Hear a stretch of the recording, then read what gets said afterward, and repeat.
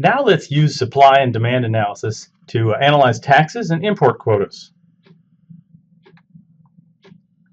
The question we want to ask is, how does a tax affect the equilibrium in the supply and demand model? The point here is that we're using the supply and demand model and we're adding some features to it so that we can analyze the impact of taxes first and then import quotas next. So what does a tax do? A tax places a wedge between what the buyer pays and what the seller receives per unit of the good. Let's call P sub D the price paid by the buyer, and that's the price on the demand curve. Let's call P sub S the price received by the seller, and that's the price on the supply curve. With a tax, the idea is that we'll find the equilibrium at the quantity where the price on the demand curve minus the price on the supply curve equals T, where T is the tax per unit. So let's kind of step back and look at the supply and demand equilibrium with no tax. This is, of course, a familiar picture for us.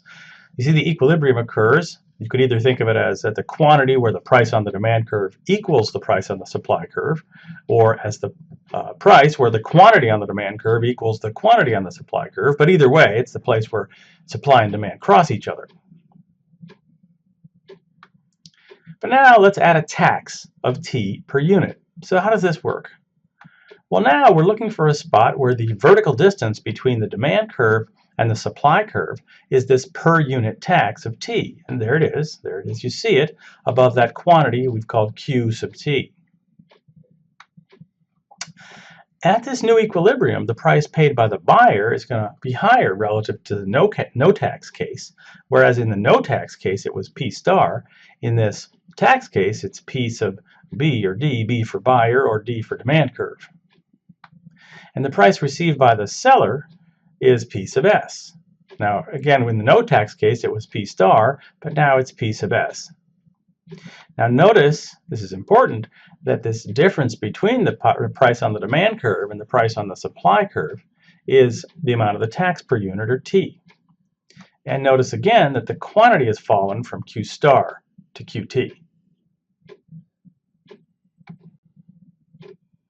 In addition to analyzing the effects of the tax on the price and the quantity, we can also ask who wins and who loses. And here we're talking about the welfare effects of the tax. So let's compare the no tax case with the case where there's a tax. When there was no tax, the price paid by the buyer was P star, and Q star units were purchased, and so consumer surplus was A plus B plus C. On the producer side, the producer received the price of P star and sold Q star units, and so the producer got surplus of D plus E plus F. With the tax in effect, the price paid by the buyer rises to PD, and the consumer buys QT units. So consumer surplus is now just region A. On the seller side, the seller receives a price of PS, sells only QT units, and so receives surplus of just F. Regions B and D are what the Treasury gets, their tax revenue. Why is that? Well, the tax is T per unit, and QT units are purchased when the tax is in effect, so that tax revenue would be the rectangle T times Q sub T, which is what B and D collectively are. There are two regions that are missing from this calculation so far. They're regions C and E. They used to be surplus for the buyer and seller respectively, and now nobody's experiencing them. We're going to call C and E deadweight loss. That's a new term for us. What it means, it's a loss to one party that's not offset as a gain to another party. You could contrast C and E with B and D. B and D are lost by consumers and producers respectively, but they're gained by some other entity. They're gained by the Treasury, the tax collector. So they're not losses, they're transfers.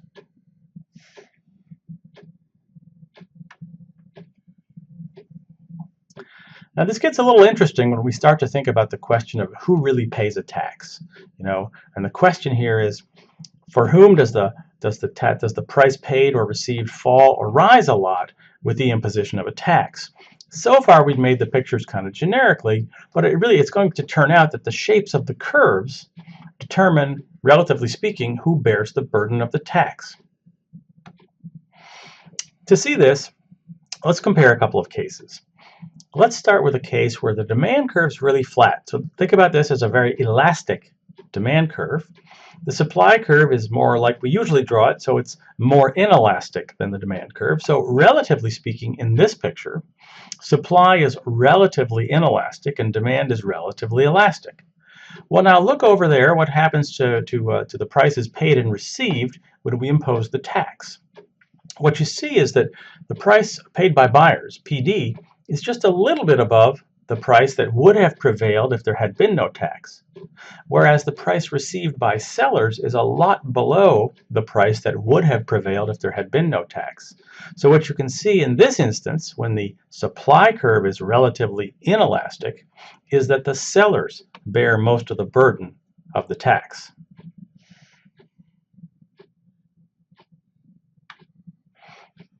Contrast that with this situation, where we've drawn supply really quite elastic and demand relatively inelastic. In this case, we get the opposite finding. If you look at what happens to the price paid by buyers, it's risen almost by the full amount of the tax, whereas the price received by sellers has fallen only a little bit relative to the price that would have prevailed if there had been no tax.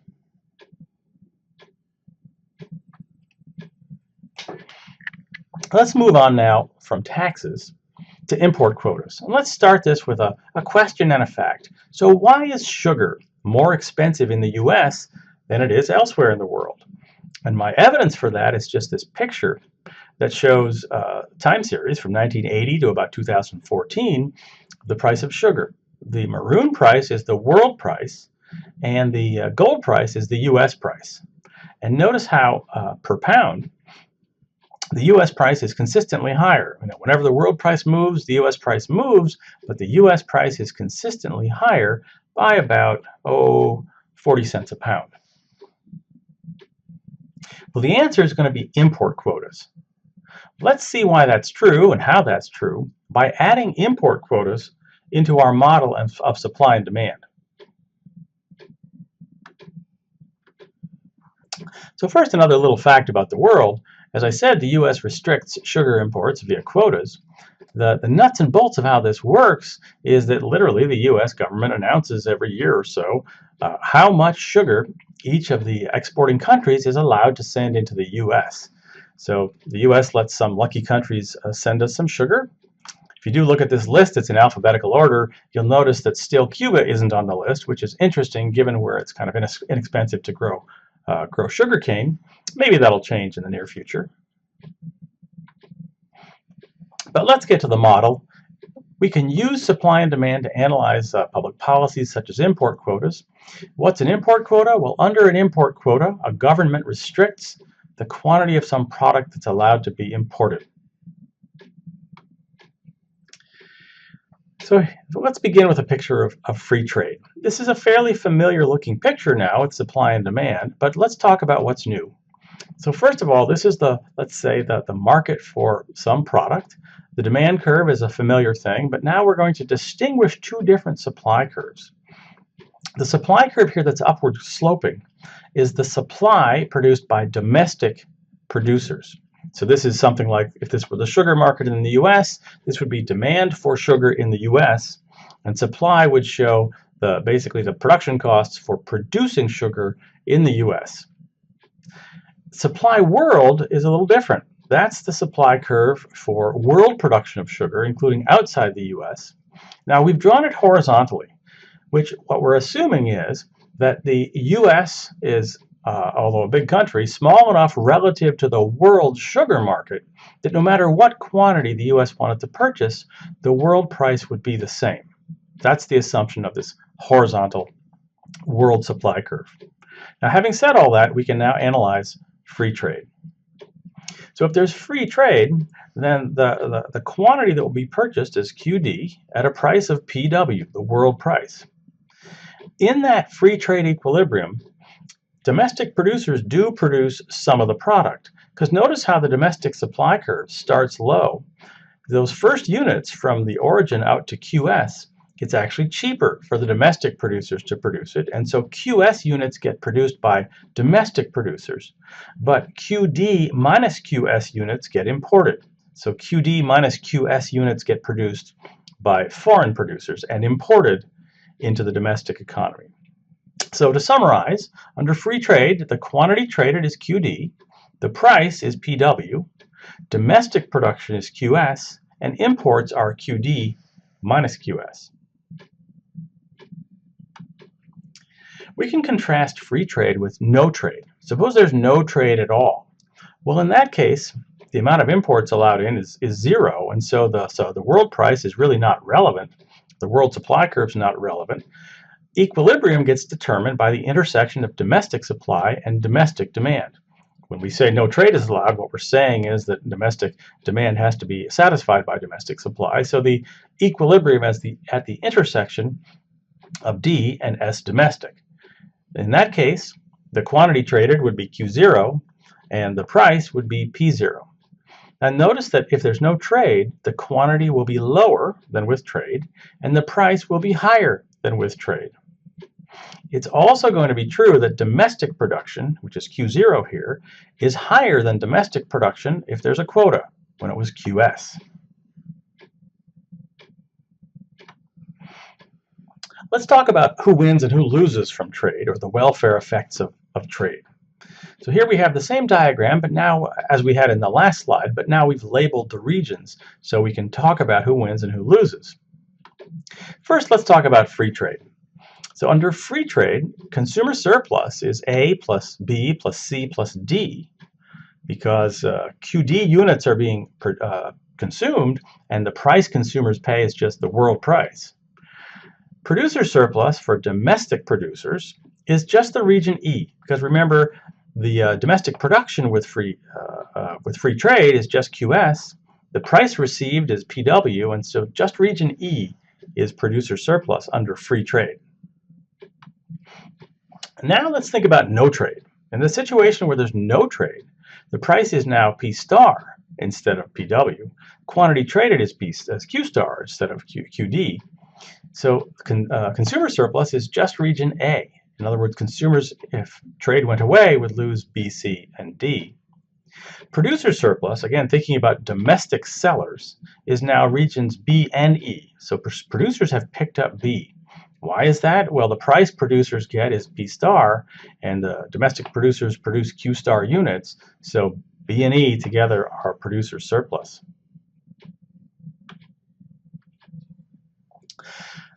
Notice again that we've lost a couple of regions, C and D, if we lose trade. And indeed, regions C and D are going to be deadweight loss. DWL is our acronym for that. C and D are each a little bit different. They're kind of interesting, both of them, so let's chat about them. Let's start with D, then come back to C. D is just foregone surplus for U.S. consumers. Remember that D used to be part of consumer surplus, but now, since consumption has fallen from QD down to Q star, there are these units represented by D that don't get consumed, where people would have been willing to pay more than what it costs to produce it, but where the transactions don't occur. So that's deadweight loss. C is a little bit different. C is the extra costs from making the product domestically rather than at home. So think about it this way. As you follow along that domestic supply curve, when you get out past QS, the red supply curve is above the world price.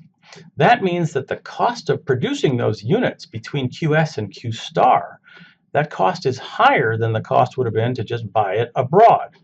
In fact, for any unit between QS and Q star, the vertical distance between the red supply curve and the world supply curve is the extra cost of making that unit at home rather than purchasing it abroad. So if we add up all those extra costs of producing the units between QS and Q star domestically rather than abroad, that's that region C, the extra costs from making it domestically. Both C and D are losses, basically wasteful impacts of eliminating trade.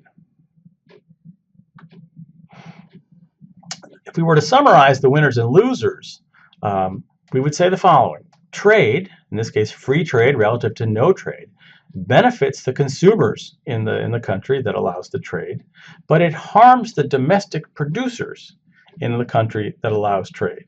So producers can win, or they do win in this model when we restrict trade.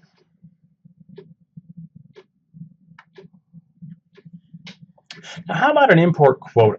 So far, all that apparatus is just getting us ready to think about an import quota. So what would a quota be? It would be to allow some amount of imports into the country that's less than what would happen under free trade. So I'm calling this QD1 minus QS1 for reasons that will link up with the diagram we'll see soon. But just think about that as a quantity allowed in that's less than the free trade quantity. The strategy for solving this problem and for understanding how this works is that we want to be looking for a price level such that domestic demand exceeds domestic supply by the amount that the quota is going to allow in. So here we have a picture with lots going on. What I've done is I've drawn in a new line called P quota. Now what's special about P quota is that P quota is drawn at a place such that the horizontal distance between the blue demand curve and the red supply curve is the amount of the quota.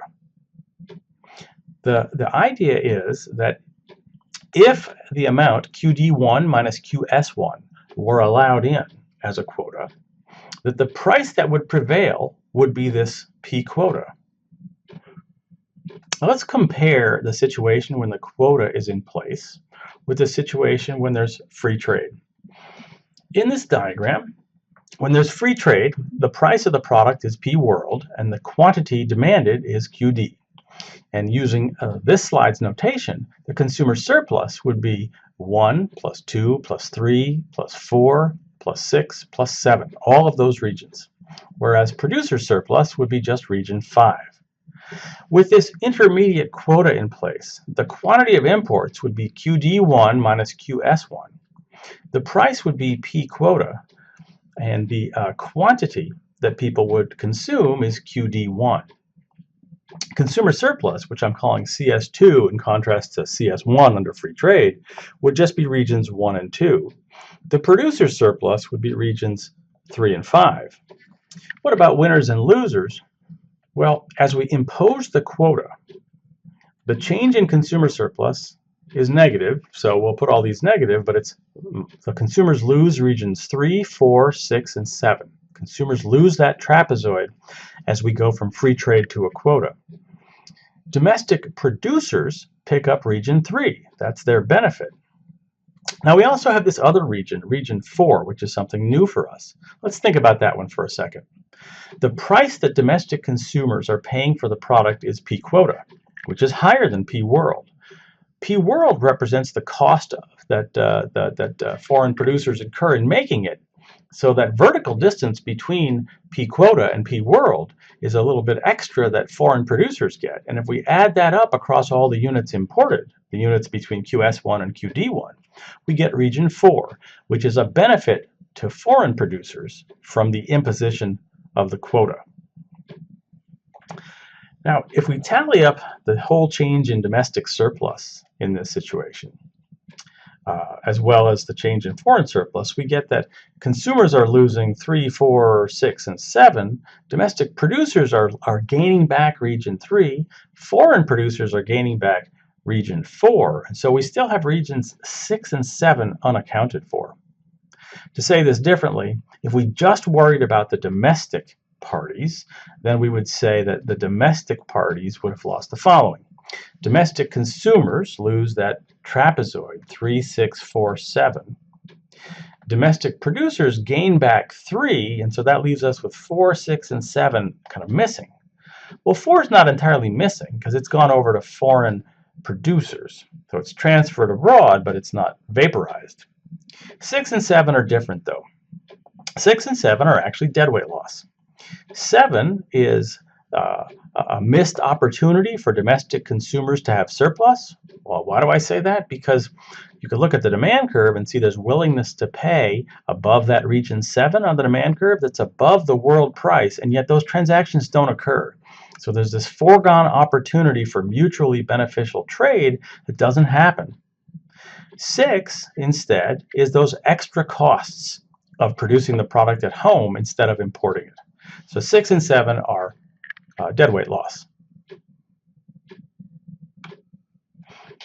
All right, it always helps to work an actual problem to clarify our understanding, so let's do that.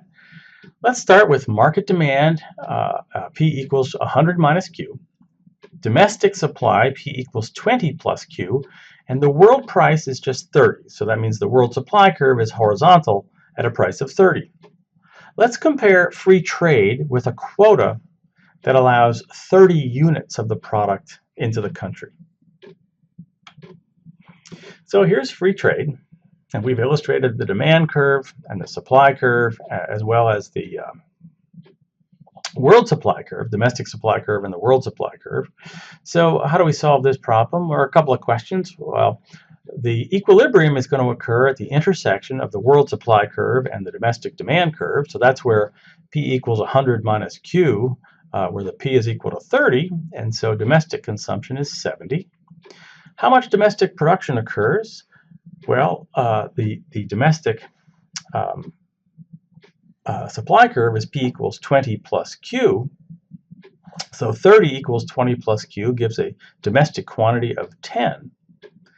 If total consumption is 70 and domestic production is 10, then the imports are 60 under free trade.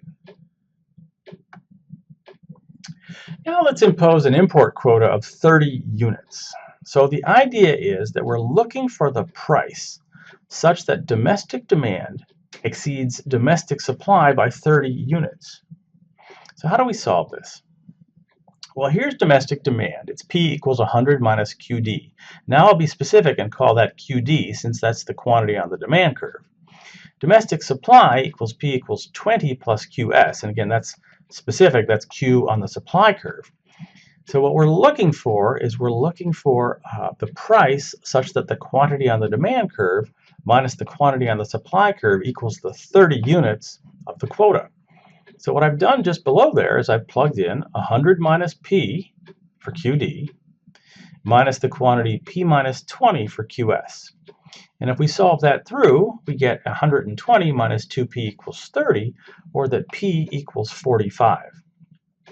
And indeed, at a P equal 45, then we're going to get this answer.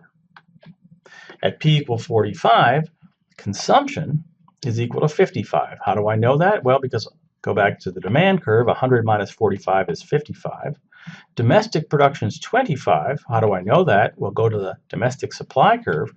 P equals 20 plus 25. So, and finally, the imports are equal to 30. 55 minus 25. Okay, what are the takeaways from this module on taxes and quotas? On the big picture side, we found that understanding the effects of taxes and quotas requires us to use our supply and demand model by including the taxes or quotas, but then finding the new equilibrium of the model. In the case of taxes, the way we do it is we find the equilibrium such that the equilibrium quantity such that the price on the demand curve less the price on the supply curve equals the per unit tax. We also found that taxes are borne more heavily by the relatively inelastic party.